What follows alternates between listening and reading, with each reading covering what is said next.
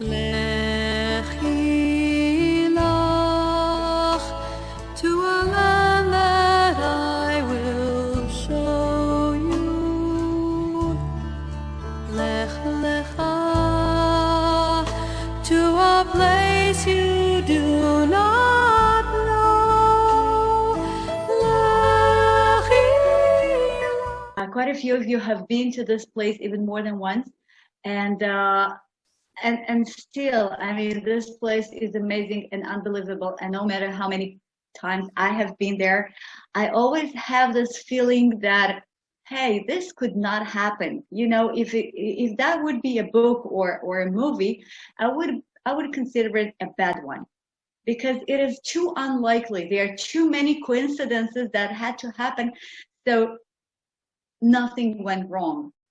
And things almost went wrong quite a few times, and yet the whole thing worked, the whole thing survived, and now we have this museum.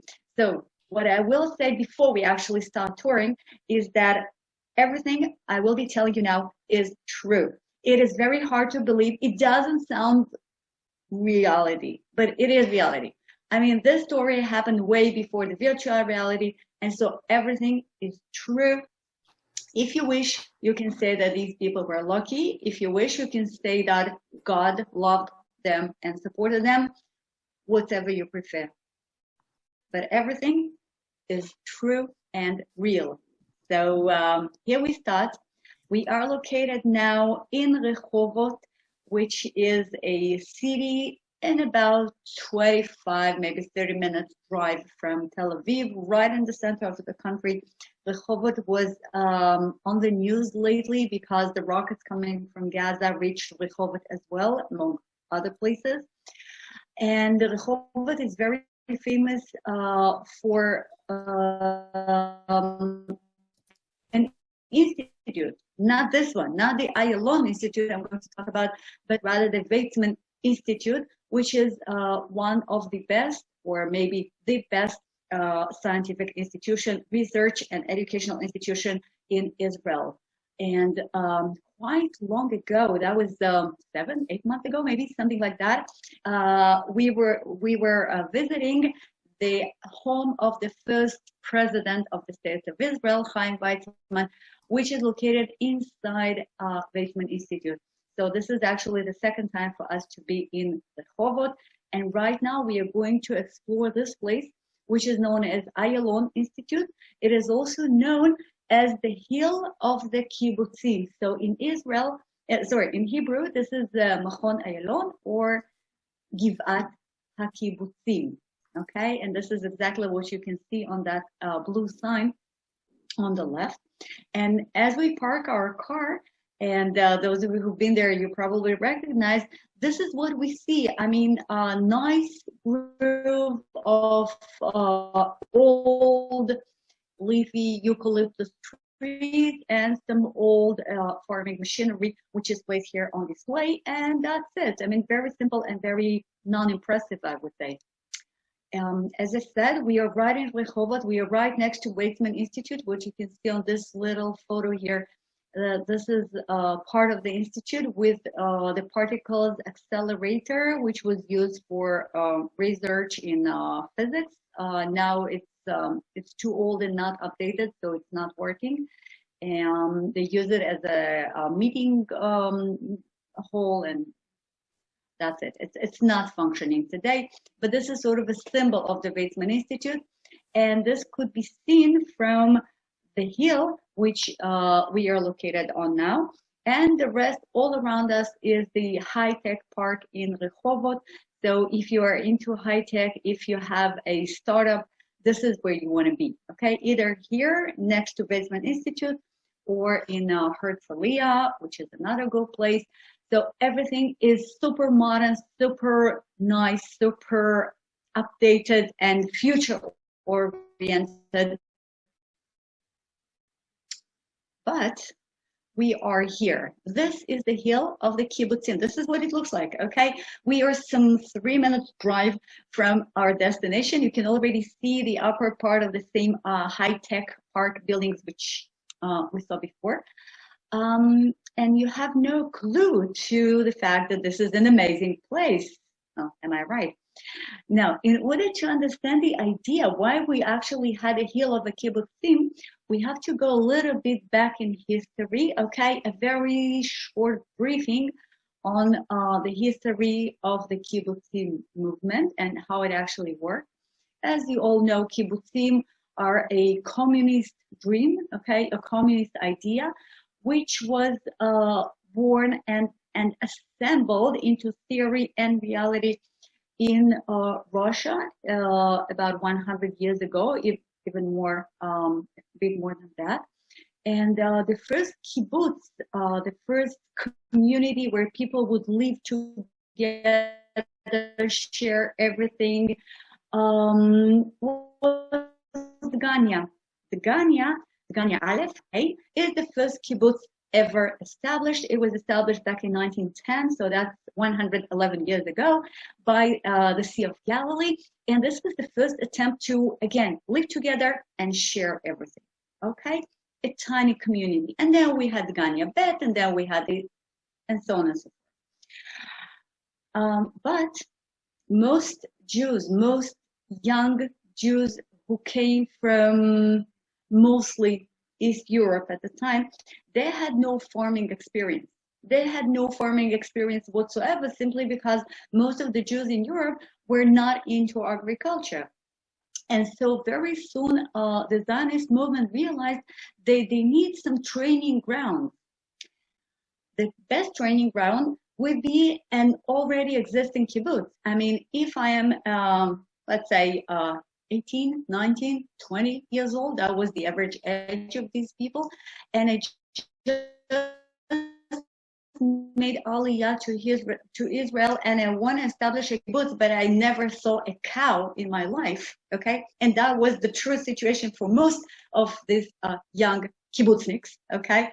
The best for me would be to live in an old kibbutz, old, maybe 5 years old, 6 years old, but it already exists. And then I have an opportunity to see a cow, to milk a cow, to see what tractor looks like and stuff like that. So that would be the best.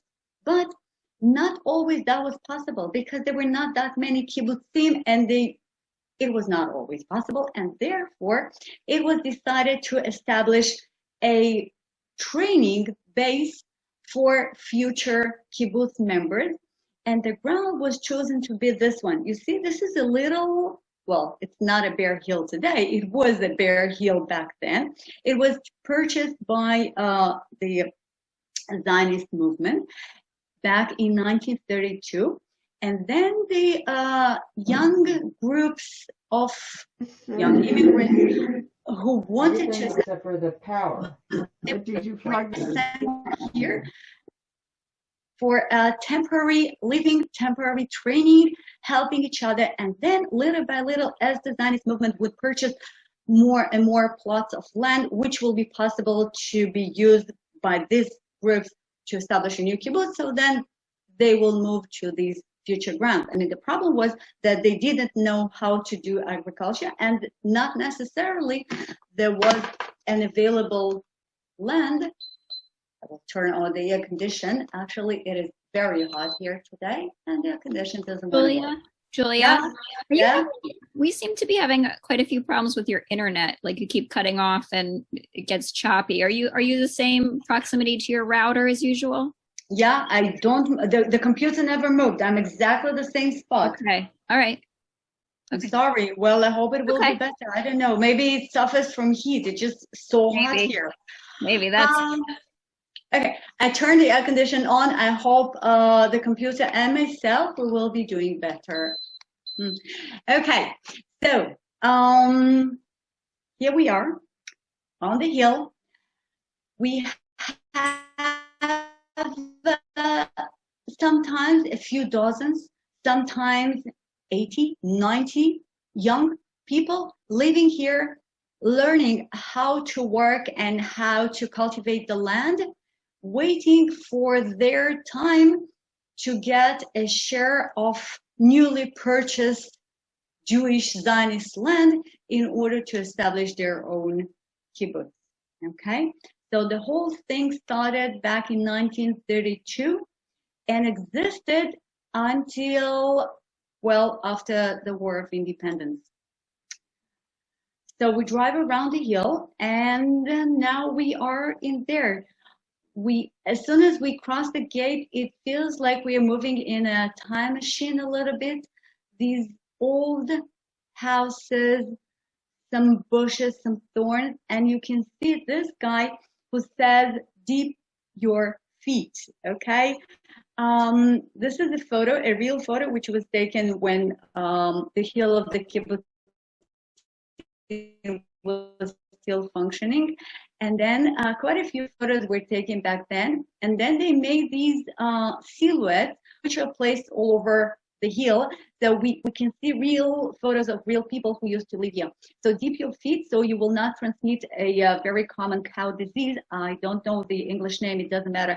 But anyhow, in order not to transmit that disease, you had to dip your feet in a special purification solution.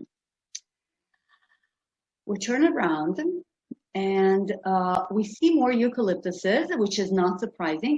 But what I would like you to pay attention to, you see here is a blue rectangle, and it was placed by me, so you will pay attention to what is sort of hidden behind the eucalyptuses. If you do not see what I mean, so I will help you. This is a railway. And as you can see, this railway is right next to the hill. I mean, it's immediately next to it. And this will play a crucial role in our future story. So just keep that in mind, that you are right next to a railway. Today, a train will pass every 23 times a day, okay? But it will be there. So for those of you who have been to Machon Ayalon, this is the visitor center. I just, we will look around for a minute or so for you to remember yourself seeing that. It did not change. The idea of this place is not to become high-tech, is not to become, modern. Is just to stay as it is. They are trying to travel in a time machine and take you back in history and go nowhere from that.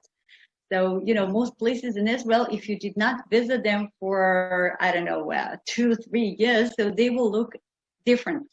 This place looks exactly the same. So I'm sure those of you who've been to Machon Ayalon, you remember maybe this guy, you remember the t-shirts, the Coca-Cola,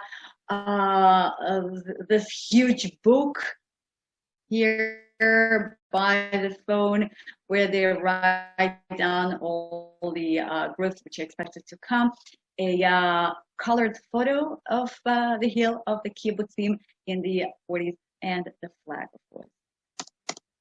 Okay, so from the visitor center we proceed, and once again we're surrounded by this old colored machinery and some real photos which were made into silhouettes. So you can see this young family with a baby and another little baby standing by just piece of a tree, and somebody bringing milk to the dining room, and everything looks just normal. You can see these kids playing. It looks like a kibbutz because it is a kibbutz. As I already told you, this is a temporary institution. This is a temporary location. I mean, some people would spend here, some groups would spend here a few months. Some of them would spend a few years, but eventually every group will leave and establish their own kibbutz somewhere. So this is like a, let's say, a training summer camp, like a military base for basic training, okay? But it functions as a normal kibbutz, and that's what it looks like, which is great.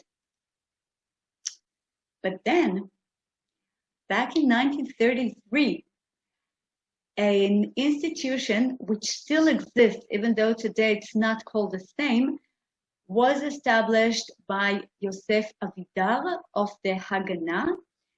And Yosef Avidar established TAS. TAS is short for Ta'asiyah, and Ta'asiyah is industry. And later, after the establishment of the State of Israel, it became known as IMI, Israel Military Industries. And so 3 years ago, The major part of it was sold to another company, which is called Elbit. So today, IMI per se does not exist, but we still use this term because we know it for so long and we know it so well, and it brought so much pride to us. So Yosef Avidar of the Haganah established the Ta'as. He established the military industries, which were supposed to supply ammunition and weapons to the Jewish community within the British mandate, because by 1933, they did not trust the British enough to, to feel secure, to feel safe with all these Arabs around. A few years passed, and in 1945, Yosef Avidar approached this gentleman, Pesach Ayalon. His name was not Ayalon back then, but later he changed his name to Ayalon, so let's call him so. He approached Pesach Ayalon, and he asked him to find a young group of future kibbutzniks who would be willing to participate in an amazing, okay, and just how to call it, have a suicide project of making bullets in an underground factory, which will belong to TAS, to the Haganah military industries, right next to a British military base, but they will contribute to maybe the declaration of a future state of Israel, or maybe they will just contribute to the fact that the Jewish community will be safe. Pesach Ayalon said yes, of course. He looked around and he noticed a group of young people, mostly from East Europe, once again, and 45 of them, they were in a temporary sort of another training camp in Pardes Chana, which is not far from where I live. And they were called Scouts Group A. Okay, they belong to the Tufin, they belong to the Scout Group A. And Pesach Ayalon decided that these are the people he wants to employ in this underground factory. Here on this board, you can see their signatures, 45 people. They were approached by Pesach Ayalon. They were simply explained that, hey guys, you are going to risk your life, but you will be very helpful. On the way, it's going to be hell for you, okay? And they had to vote, yes or no. They voted yes. Maybe otherwise, we will be not having this virtual presentation. Just to mention that one of them was Shlomo Hillel. Shlomo Hillel was an Iraqi Jew, but he was part of this group. And much, much later, he became the ninth chairman of the Knesset. So this group, young age, mature in their spirit, as Yosef Avidar said about them, they came to Givat HaKibbutzim and they started working. Now, just before we start following them, I want us to look at, well, here on the right, you can see a bomb shelter. This is something which did change in Givat HaKibbutzim. It was not there last time you came. It was built just recently for, well, last events. So there is one change to Givat HaKibbutzim, which is not a nice one. And the other thing, which was always there, and you did see it, but I don't know if you ever noticed. You see, this is a map of what Givat HaKibbutzim looked like when people were actually working there, preparing to become a kibbutznik. So, there are the dwellings, and there is the children kindergarten and the dining room and other things. But I would like you to look at these 3 blue stars here, and the whole story is focused on these 2 stars, okay? One of them is the bakery, this is the bakery, the upper one is the bakery, the lower one is the laundry, okay? Anyhow, the whole story is about here, and right next to it, okay, that blue star on the left, this is a nursery. Okay, this is where the babies were. You can see the proximity of these 3 stars, and again, just keep it in mind. So here we are. We just entered the laundry. This is what it looks like today. I cannot guide a tour there. It is available only for the locally employed guys. So this is the guide we have. His name is Jonathan. As you can see, people are still wearing masks because indoors this is still compulsory. Outdoors it's not compulsory. And here we are in this very small, very simple laundry, which looks almost as it looked, well, before 1945 and 1949, when this place ceased to exist. Okay, we know what the laundry, a primitive small kibbutz laundry looks like. It is simple and it is noisy. It is noisy, and it used this laundry machine, which you can see on, well, the upper photo, and you can see that the laundry machine is stands in some sort of a, well, it is a weird angle for a laundry machine, and this is for a good reason, because as we come closer and we look down below, we can see that opening, and that opening leads us 23 feet below ground, below the laundry machine, below the laundry itself. And there was a hidden engine, not an engine, what do you call it? Something which operates the machine, okay? A hidden operation unit, which will allow them to move the laundry machine from above the opening to the side and then back within a few seconds. So whenever they needed to get in and out, they could move the laundry machine and then place it back. And of course, they had to make sure that nobody who is not into this story will know anything about it. And that worked quite well. 45 people would go underground, work there for 8, sometimes 10 hours a day, and then get upstairs again, move the laundry machine here and there, and it was okay.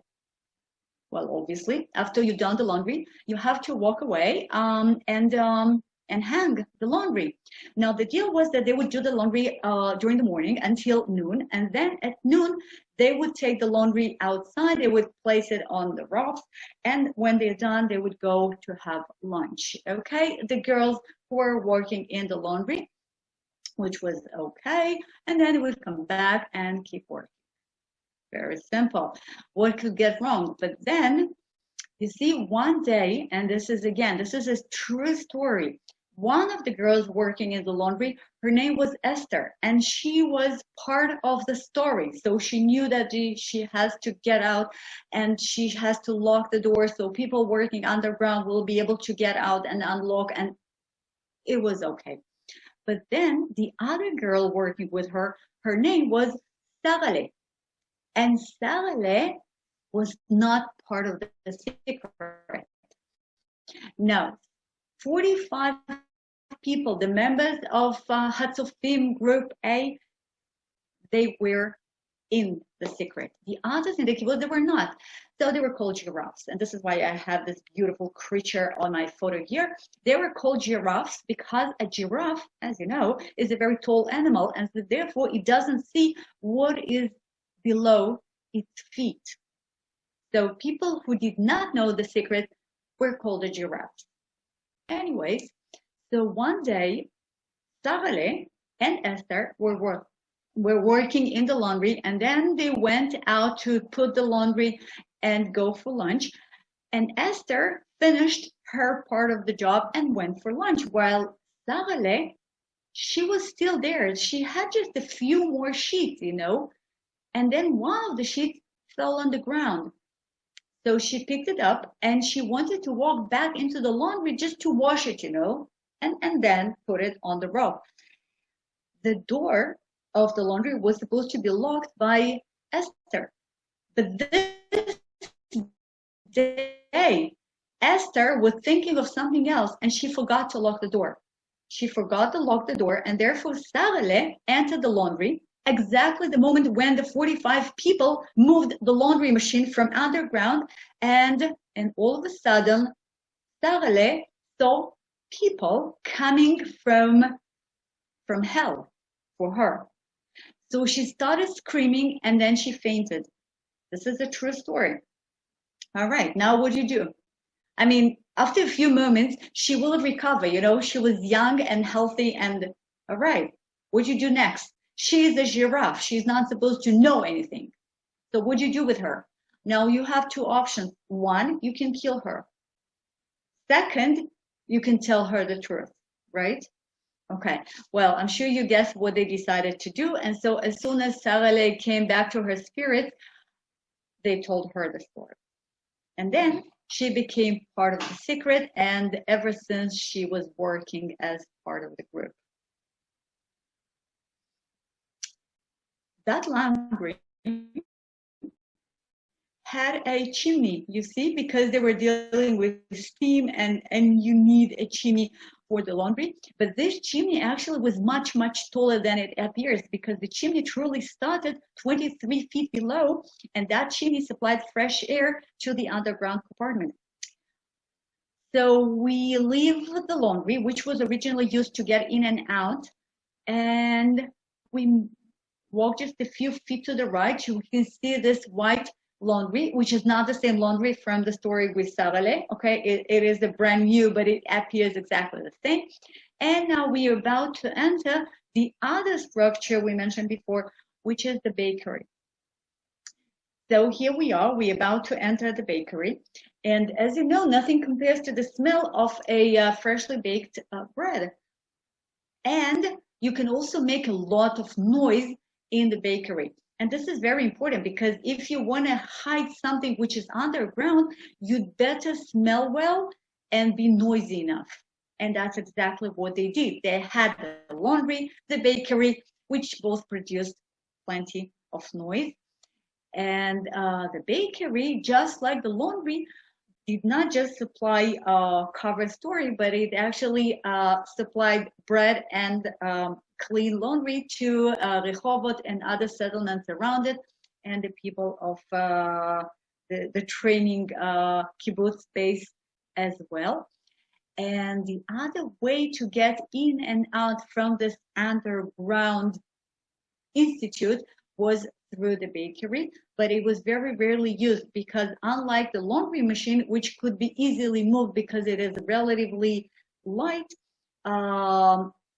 the oven of the bakery weighted about 10 tons. And so even though it was possible to move it, it was not often used. So it will not, you know, if anything breaks on the way, so they will get stuck with a half moved oven.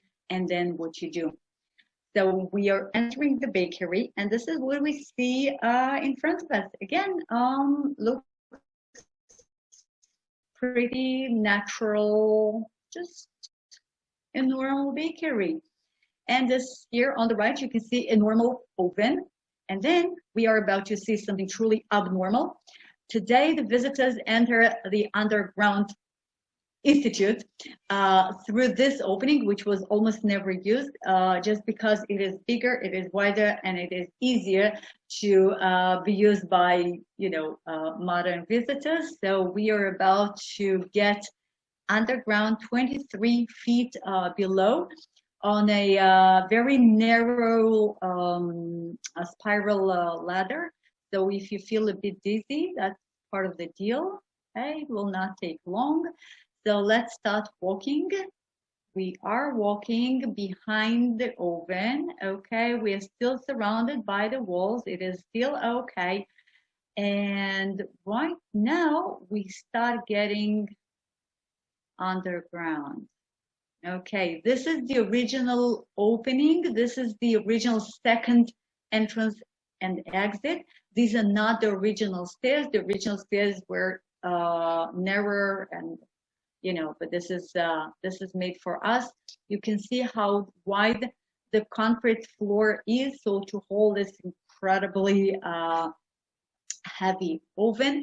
The oven would be standing on special mattresses, so as much as possible, to isolate the noise coming from underground. And well, again, it's hard to believe, but it did work.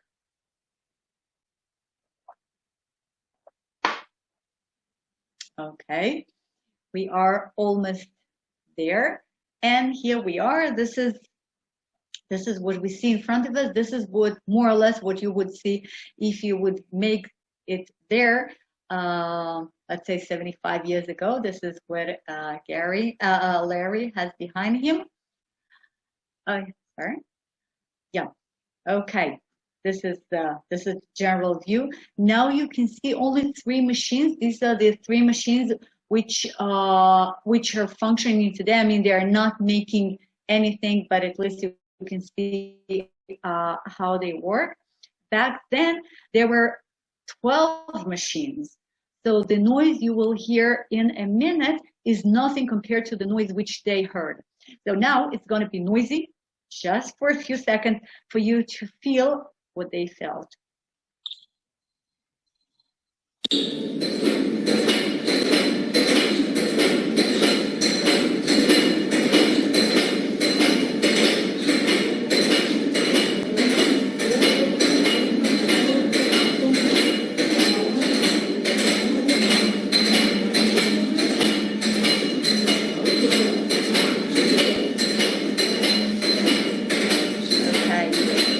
I don't know how about you. I found it really annoying, and you don't listen to it for more than a few minutes. I mean, when you get there, the guy will turn the machines on, and then he will turn it off, and that's it. But just imagine that you are working here for 8 to 10 hours a day, every day, underground, no fresh air, no windows, and this constant noise which drives you crazy, and yet you do that for almost 4 years in a row. So the Institute produced 4 million of 9mm bullets. This is all they produced, okay? And these 4 million of bullets were used during the Independence War. They could be used by a certain machine gun, which was known as the Sten, which was the most commonly used weapon. And maybe if we would not have these 4 million of bullets, we would not be able to win the war, because we will, simply have no ammunition. Now, the process of making the bullets, first of all, you have to get the brass sheets, and this is something which was purchased and smuggled into here.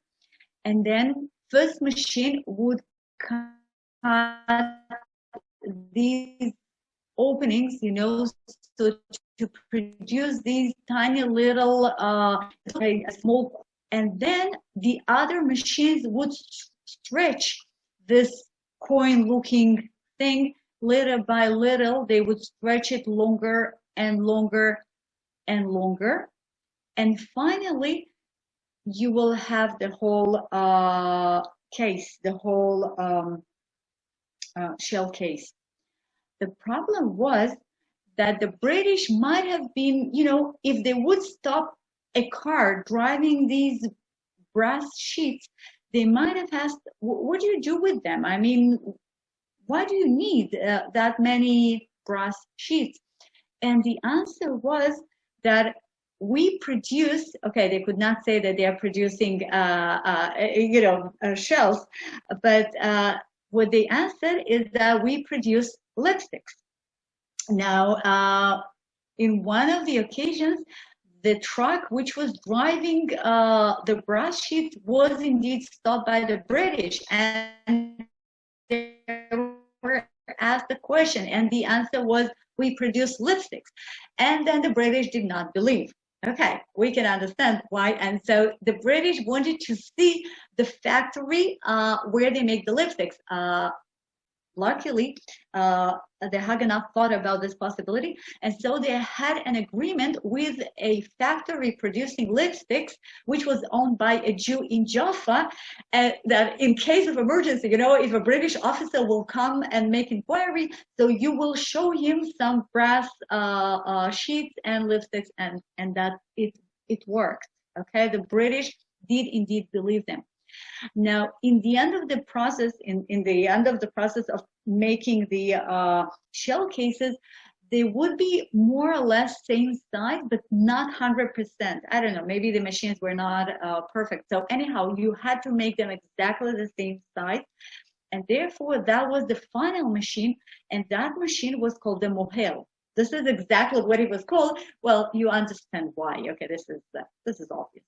So the mohel would do the Brit Milah to the cases, and then we are almost ready, but we're not totally ready because we have only the shell case. We don't yet have a bullet. And well, just before we move to that, look, these are the photos which are placed on the walls around you. These are the real people which worked there. Okay, these are the real machines. This is all real. These photos were taken back in 1949, and the question people usually ask is like, oh my God, you're doing something so illegal. You risk maybe not your life, but you risk your freedom. Are you really want to have your photos, And the answer is no, you don't want to have your photos. And therefore, these photos were made only in 1949 after this place was already legal, since it was already part of the state of Israel. So just before the factory was demolished and just before they finally left this underground room, they made a series of photos. And now these are the photos we see. So they were not really working on these photos. So we have the ready shell case. They're all the same size. They all are right. And now we have to make them bullets. In other words, we have to put the primer. We have to add the gunfire. We have to add the projectile. And the whole thing, can explode in your hands. This was the most dangerous part of the whole process. And it was decided that only women will be working by this machine, which finally assembles all these compartments into a live bullet, because we ladies are more patient and more gentle in our work, and therefore only women can do this job.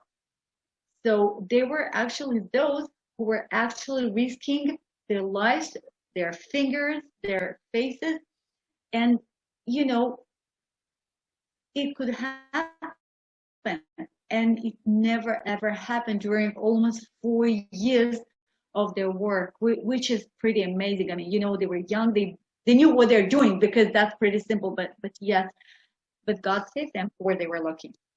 Now finally, after you already made a live bullet, now you have to taste it, right? You have to see that the range is fine. You have to see that it flies okay. And so from every package, they would take 1 or 2 bullets, and that was the underground shooting range. The problem was that despite the smell, the noise, the mattresses, and all that, that was too noisy. And if they would start shooting here, somebody up there could hear. So what do? Any solutions? Any ideas? I actually gave you a spoiler in the beginning of our tour. Question to you. What did they do so nobody will hear the sound of shooting? All right. If we have no volunteers to answer, so the answer is that they would start shooting only when the train came closer. Remember the railway? Okay, so I told you 2 or 3 times a day a train would pass. It was a British train, so it was really, really like according to the schedule. And therefore, okay, this is the right time to shoot, and they would shoot for 2-3 minutes. That's it, and nobody heard anything, which is again How could that possibly happen? But it did. So that's the trick. All right. Now, one of the problems they had, and as you can see, they had quite a few. One of the problems they had that these are the leftovers. This is sort of a sawdust, metal sawdust. Okay, when you cut out these holes, so some of it stays behind. Anyhow, so these metal things, I don't know what's the right term. But Shavings. You can call them shavings, right? Yeah. Shavings, right? Okay, thank you, Lana. So the problem was with these shavings that they are tiny, they are very thin, and they tend to stick to you. They stick to your hair, especially if you have a long hair like Ilana. It sticks to your shoes. It sticks to everything. And so, you don't want to come back as if you were coming back from the field, having some metal shavings on you. Okay, that would be very suspicious. And therefore, before they would get out twice a day for lunch and in the end of the work, somebody would be, they would raise their feet, and somebody would clean them thoroughly. They would be checking each other's hair. This is the silhouette which is there today. This is a photo taken.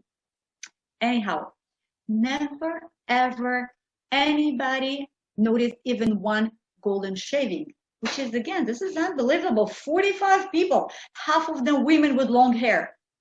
How could that happen? But it did.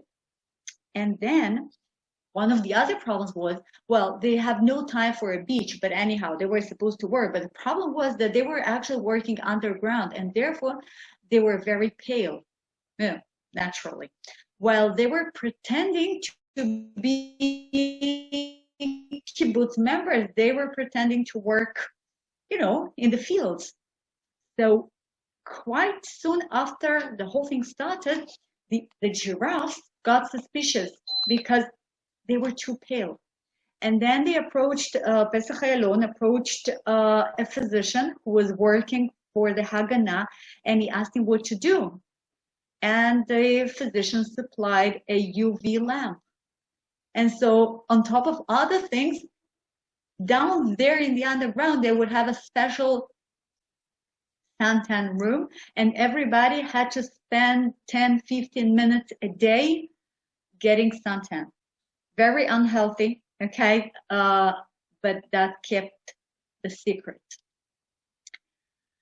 So this is a display, guns and bullets. This is the stand. This is the submachine gun, which would use the bullets they would produce. And finally, all right, now we have the bullets. Okay, they are good. They're same shape. They are shooting well. Okay, now you have to smuggle the bullets from the underground towards, other places. How do you do that? Now that was another secret. As it commonly done, the less you know, the better it is for you. And so even these people who were making the bullets, they did not know who and when and how takes the bullets away. They only knew that the bullet disappeared during the night. And therefore, they did not ask questions because they understood it's better for them. So they just call it the dwarfs. The dwarfs come at night and the bullets disappear. And instead of the bullet, they get the raw material, the brass sheets and the gunpowder. So these dwarfs were actually quite large. Okay, the bullets would be placed in milk canes. So, kibbutz produces milk, that's okay. And some of the milk containers would not have milk in them. And then the milk truck would arrive at night. They would take the milk, they would take the nut milk, and that's it. But then we had, I don't know if anybody recognizes this photo. This is a very famous photo. This is what the King David Hotel in Jerusalem looked like after the explosion, which was made by the Etzel in 1946. And that explosion was made exactly the same way. It was a truck bringing milk for the hotel. and after the investigation, the British became very, very suspicious, and it was not possible any longer to use the milk containers. So now they started to use yet the same milk truck because they were still a kibbutz, but they did not use the containers, but rather the truck started to have double walls to it, not walls, but like the milk container would have Compartments. yeah, it had a right. It had a concealed compartment. So there was actually milk in it, but less than there could be, and the rest was full of bullets. And this is how they got the new supplies, and this is how they got rid of the bullets themselves. They also had a small, not a dining room, because they had to come back to the dining room of the kibbutz again, so it would not be so weird. But they also had a small table to get something to eat. They also had a bathroom down there. And finally, one of the questions which are always asked, so well, how long did it take to make this huge underground compartment? Well, it all happened. It is, as you can see, about 2,800 square feet. Okay, this is huge, and this is 23 feet underground. So how long did it take? And since everybody asked that, and there are a lot of school kids coming to this place, so they made a little movie. We are sitting on later used containers for bullets. Okay, that was used during the Independence War when it's already legal. And let's watch this TV. And in the end of this movie, we will see how exactly this piece was made and how long it took. So here we start.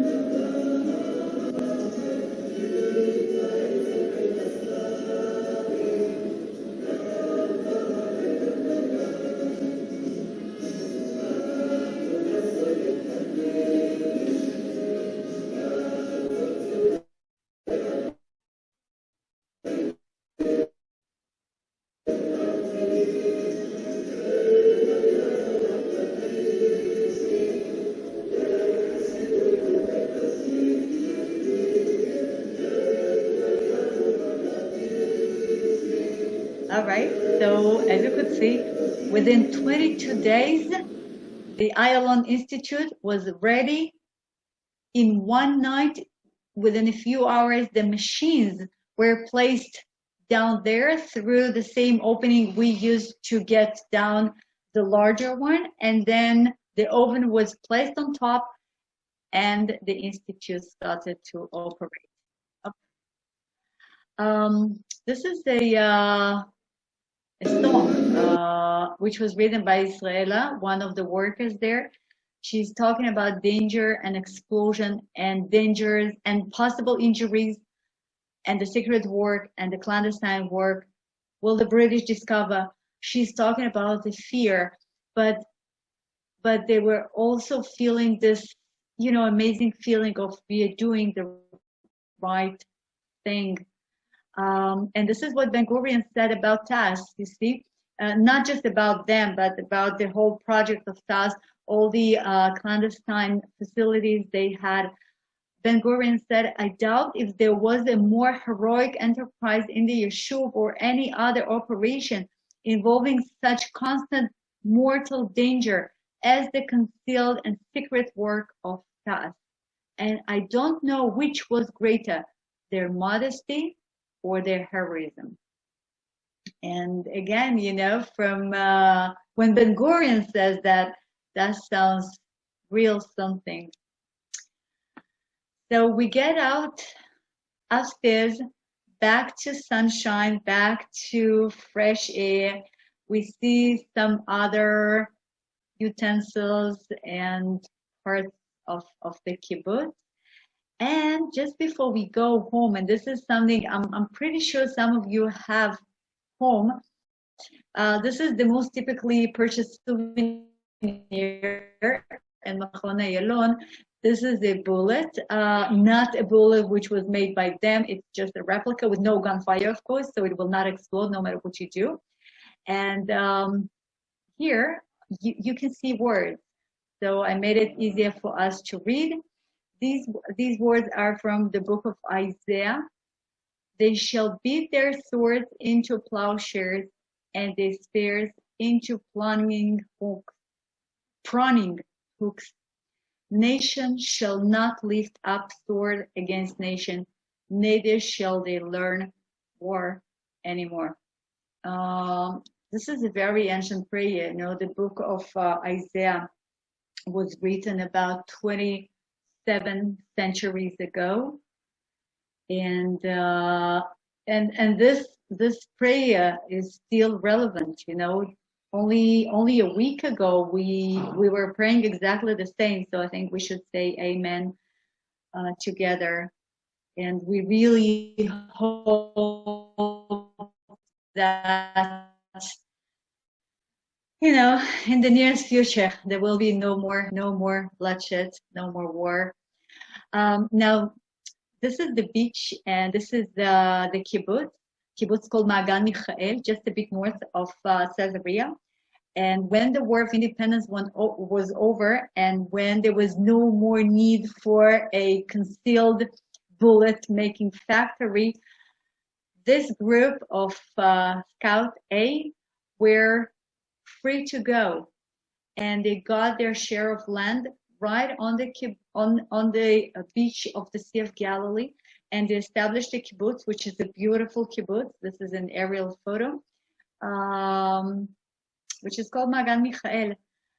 They wanted to live by the beach because they wanted to be the first Jewish fisherman community. They wanted to be the first Jewish fisherman kibbutz. It did not really work that way. I mean, they were fishermen for a short while, and now they're doing other things. But they still have the beautiful location. They have this beautiful beach.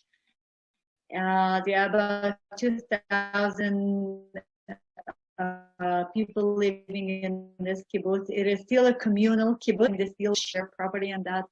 And I think, you know, just destiny rewarded them for all they did. And they really deserve this beautiful beach and fresh air after this incredible, difficult years in the underground. So wish them all the best. And thank you so much for joining me. It is a Pezi wish, of course. And I hope we will be visiting Machon Ayalon and Kibbutz Magan Michael and the Mediterranean Sea together as soon as possible. Thank you. We have questions. Okay, yeah. So now this is so I hope you are convinced that their chances of making it for the whole time were rather low.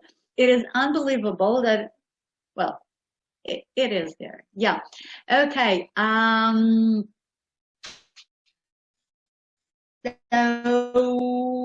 let's see. Glauco, using the plural for kibbutz, was there more than one kibbutz on the hill? Yes, exactly. There were a few dozens of. I cannot say that there were a few dozens of kibbutzim because there was one, like, okay, it's a bit complicated. As I said, it was sort of a training base for the kibbutz movement. So a group of people who would like to establish a new kibbutz would come there and work and live for a while.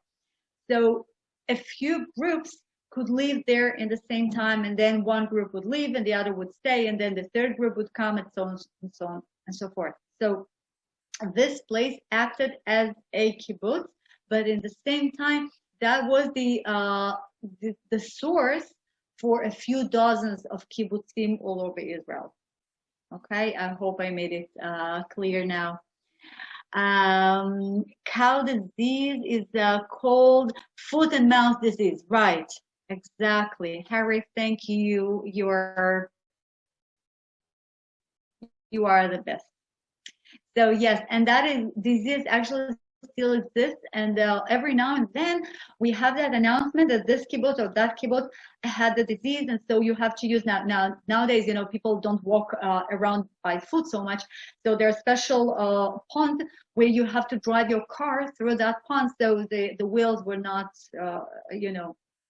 transmit the disease from one community to the other, and it's also contagious for people. So yeah. Did any of the workers lose their hearing? No, not as far as I know. It was possible. No, they were fine.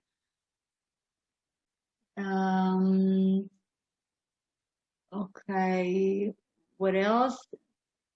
Milk, false bottom. Yeah, it's not just the bottom, it's everything. It's bottom and top and everything around it. It was a container within a container. The kibbutz is on the Mediterranean Sea. Right. Amazing it stands today. That's right. I mean, it was abandoned in 1949. It was abandoned for almost 40 years. And only in 1987, an organization which deals with preservation of structures and, it's like we have a Society for Protection of Nature, and we also have an organization for protection of buildings. And so only about 40 years after the termination of the project, that society decided to take care of the story, and then they opened a museum. So this place was forgotten, and then it was restored. Now, it is amazing that these people, who were so much used to the secret, and they knew that they know the secret and the others do not. So the giraffe story lasted for 40 years. Now, when this museum was opened in 1987, people who, it was 40 years ago, so almost 40 years ago. So most of the workers were still alive. Most of them still lived in Magan Michael. And so they started bringing their wives, their children, grandchildren to see this place, to see their story. And most of their family members never heard that story before. I mean, they somehow managed to keep the secret. Some of them married giraffes while being in the hill of the kibbutzim. And these giraffe wives never knew that the husband was working underground. They knew that, they learned it for the first time when the museum was opened, some, 50 years ago. And which is also amazing, there was a British military base literally next door, and the British never knew. So one of the British officers who were serving on that base, he came with his wife, children, grandchildren, I don't know, on a family tour to Israel. So the British officer heard that story, and he stood up and he was like, I was on that base. Are you really telling me that you were there when I was there? And they said, yes, this is a true story. You never knew that. Now, one of the stories, I told you that there were a few occasions when they almost, when they were almost discovered. One of them was when Sarale, the giraffe, had troubles with laundry. The other occasion was when the British came to visit. They actually, they were neighbors, young people, kibbutz, it's all nice, beautiful. So the British officers visit kibbutz.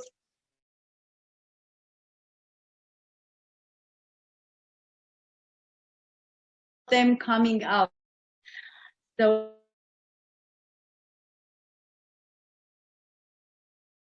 come, and so they told the British that, hey, if you will tell us in advance that you're about to visit, so we will make sure that we will have cold beer for you. Okay. As you know, the British, they love cold beer, and therefore they would announce that, hey, we will be coming to visit tomorrow noon, and they were served the cold beer. Okay. So that sounds like, again, it's, I don't know. When I first heard that story, I did not really believe. And then I met a guide from who is working at Machon Ayalon, and he told me that he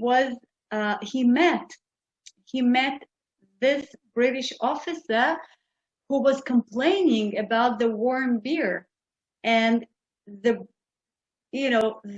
officer told him the story, and the officer now knows, well, he probably passed away, but he knew that thanks to his love of cold beer,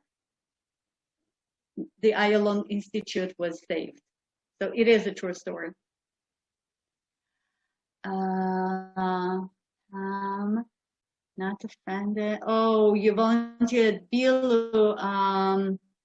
Pam Macer volunteered at Bilu. We were not offered a trip here. How unfortunate. Yeah. Well, okay. Next time.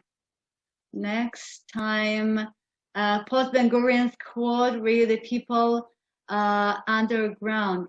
What do you mean by post? They wanted to see that quote again that Ben Gurion gave, just to post it in the chat. I couldn't remember the whole thing to give it. No, of course not. Okay, I don't remember the whole thing either. Wait a minute. I think it was one before that. Yeah, I know, but for some reason it doesn't want to. Just a sec. Okay, this was, yeah, I know, but somehow it doesn't want to move backwards. I don't know. It's not. You can see it on your screen.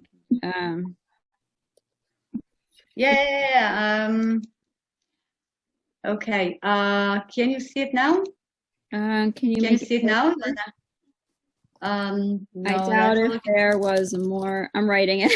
Okay. I doubt if there was a more heroic enterprise in the Yeshuv or any other operation involving such constant mortal danger as the concealed and secret work of Ta'as.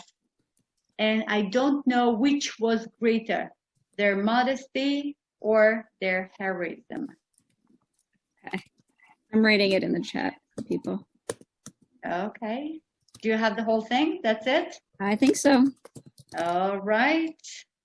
Thank you. Great, thanks. The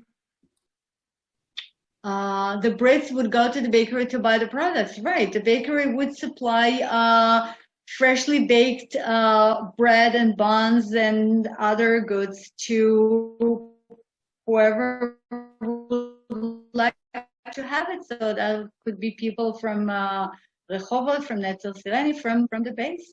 Yes, of course. All right. Well, it seems like we ran out of questions. So, guys, if you have anything to say, share, you're welcome to unmute yourself. Yeah, what was the breakout between the boys and the girls? It must have been an interesting collection of Pardon? people.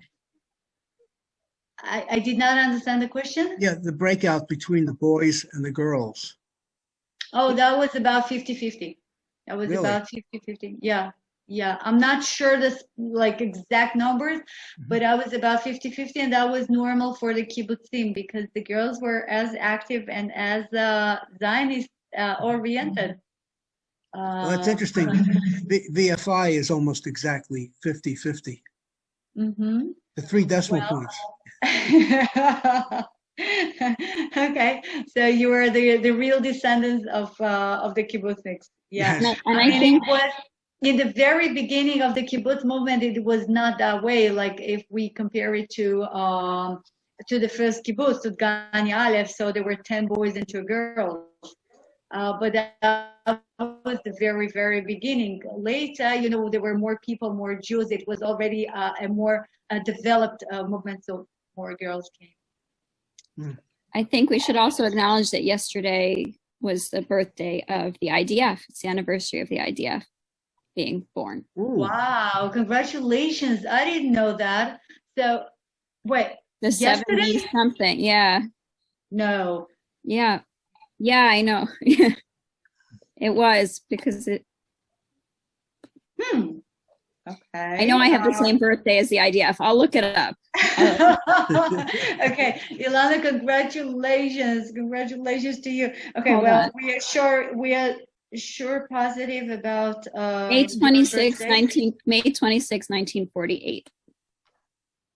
Okay, I see. Now I realize why I was so negative towards, because we usually, we just the way we don't celebrate the Independence Day in May 14th.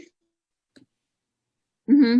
We celebrate Hey Yah, the Jewish date. So same is true for IDF. So I did not keep in mind the the usual date. And so there was nothing about it here. But okay, according to the common calendar, congratulations to both of you. Julia, Okay. they made the 9mm bullets for the Sten guns. Where did they get the Sten guns from?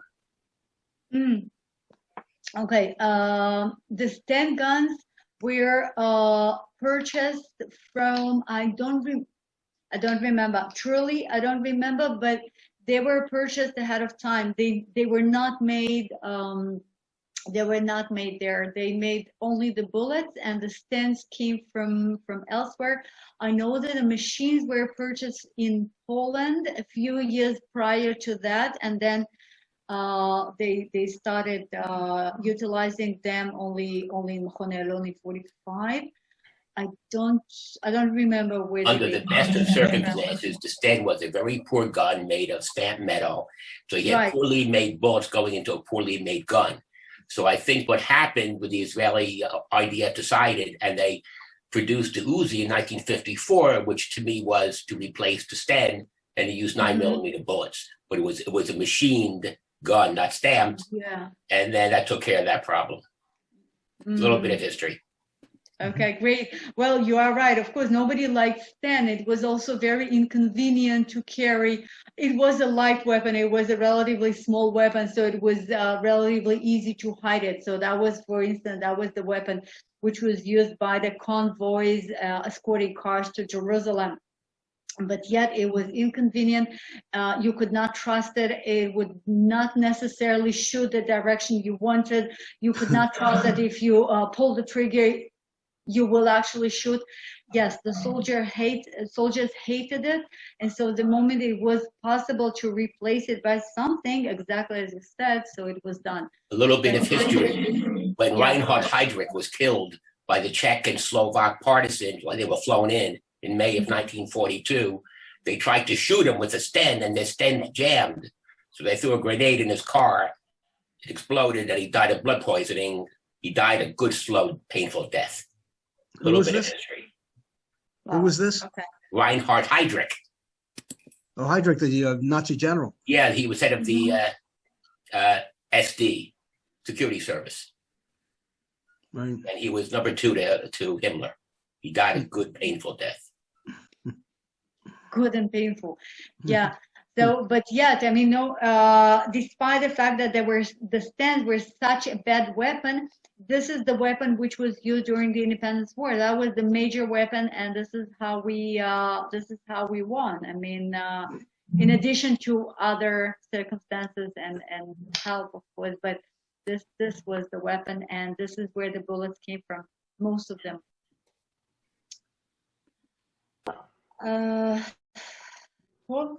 All right. You want to talk about the next upcoming programs? Yeah. So the next, as I said, next week, Tuesday, we have this presentation, which will be talking about the humanitarian, about the positive and gentle and all these, positive words, the side of IDF. We will be talking about the project of helping the Syrians during the civil war in Syria. So this is the presentation called Embrace the Enemy. And then Thursday, you have a day off, at least as far as I'm concerned. And then next Tuesday, we will be having a speaker. Her name is Hannah Rosenberg. She is a former American from Florida. And she served in the IDF in a special unit. Now she is, not right now, but she just finished her reserve duty in a very special unit. So special that she could not, I asked her to send me a photo, her photo in uniform, and she said that this is not possible because she cannot, she cannot make her photos as a soldier public because of the unit she belongs to. Okay, it had to do with intelligence, but she just finished her reserve duty by the Gaza Strip during the last operation there. So she will be, and she lives in Jerusalem, so she was also part of and witness of the almost a civil war which took place there in Sheikh Jarrah and other places. So she will be sharing her perspective, her knowledge as much as she can about, the recent events. So this is something, again, I believe you will find very interesting. And personally, I believe she's a good speaker. So this is the presentation next Tuesday about sad and sad things. Yeah, that's what, just use this word. And then Thursday, I will be talking about very happy things about the Seychelles Islands, which are expected to be described as the paradise on earth in the middle of the Pacific Ocean. So, okay. So we have good, bad, and then good again. Speaking about what you said about embracing the enemy, the chief of, I'm sure you saw it in the paper today, but I'm sure it didn't get around the world. The chief of Hamas's niece has been in the hospital, in Ichilov Hospital, for several weeks following a bone marrow transplant. Oh. So while Hamas was sending all of its rockets to us for 11 days, his niece was getting medical care in Israel. But the world, of course, will never see that story. Oh, actually, that did appear in American newspapers. Oh, shocking. Okay. I didn't see it. Talk about ingratitude. I didn't see it. What paper had that? I didn't see it. It was in the Times of Israel, and it was... No, I meant American paper. Oh, yeah. I think it was either the New York Times or the Washington Post. Not the New York Times. Doubtful. Definitely won't see the New York Times. So what happens if she gets Jewish bone marrow? Oh my goodness! How do they feel about it? He'll be kosher. Wow, then I guess he'll have to send a rocket to his niece. I mean, who knows? May that be the worst thing that happened. We have to send wishes to Reba, who I see looks like she's lying in a bed, probably in a hospital after her operation. On her ankle. Yeah, I don't know if you know the story, but the operation was going to happen about maybe a week or two ago. And the Reba told the surgeons there in Japan to wait until the episode was complete because she couldn't miss what we were talking about. And so they stopped and they watched with her. And so best wishes, Reba. And the doctors have been watching with her ever since. Yes, well, check. Yeah, she's there now. It's the middle of the night, but yes. Julia, thank you very much for today's adventure story. That really is a great throwback. And I think, and speaking for myself, I think that's the 4th or 5th time I've heard this general story. but your embellishments and your flourishes on some of the details made it very worthwhile. I learned some new things. Absolutely. There's always something. Really? Always something. Yeah. So thank you very much. Thank Amazing. You. Okay, so next time you visit, you'll probably know more. Thank you all. Thank you so much for joining me, and have a good afternoon, evening, whatever time it is for you. And I hope to see you Tuesday on the Embrace the Enemy. Yes, Laila Tov. Laila Tov. Thank you so much. Laila Tov. It was excellent. Take care and stay well, everybody. We are now We are now in schmooze mode. For all of you who want to stick around, feel free. Stay as long as you like. And